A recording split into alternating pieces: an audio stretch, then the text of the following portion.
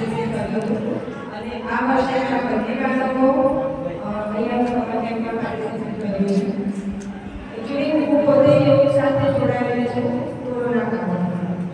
એટલે બાળકોમાં જો નાનપણથી જ યોગ અને એવી બધી વસ્તુઓનું તમે સતત એ લોકોના પ્રવૃત્તિ શીખ રાખો તો બાળક પોતે મોબાઈલ ટીવી વગેરેથી દૂર રહેશે. ઘણા પેરેન્ટ્સને એવી કંપનીઓ હોય છે કે અમારું બાળક મોબાઈલથી દૂર રહેતું નથી, તો એના માટે જવાબદાર પેરેન્ટ્સ પોતે જ છે. મારા બાળકોમાં બંનેને નાના હતા ત્યારે જમતી વખતે મોબાઈલ કમ્પલસરી યુઝ કરતો. એ આદત મેં ધીરે ધીરે કરીને છોડાવી છે. કેવી રીતે? એમને કોઈ નવી એક્ટિવિટી શીખવાનું કે જેથી કરીને બાળક જો એક્ટિવિટી કરતો રહેશે તો એનામાં ઓટોમેટિક ભૂખ ઊંઘ એ બધું જ પ્રોપર ટાઈમ ટુ ટાઈમ કરતો થઈ જશે.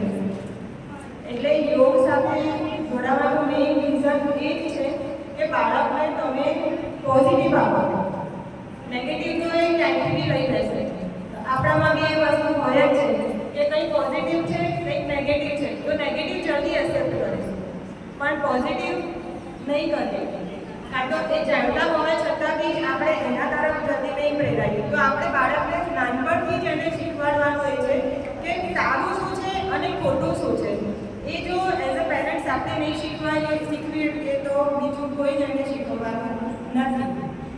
કહેવામાં આવ્યું છે કે એક માતા 100 શિક્ષકની ગરજ છે. શિક્ષકો તો એને કરાવવાના જ છે. સ્કૂલમાં કેટલો ટાઈમ બાળક છે? 5 કલાક, બરાબર છે. બાકીના કલાક તો આપણી સાથે જ છે. એટલે બાળકને આપણે જ શીખવાડવાનું છે.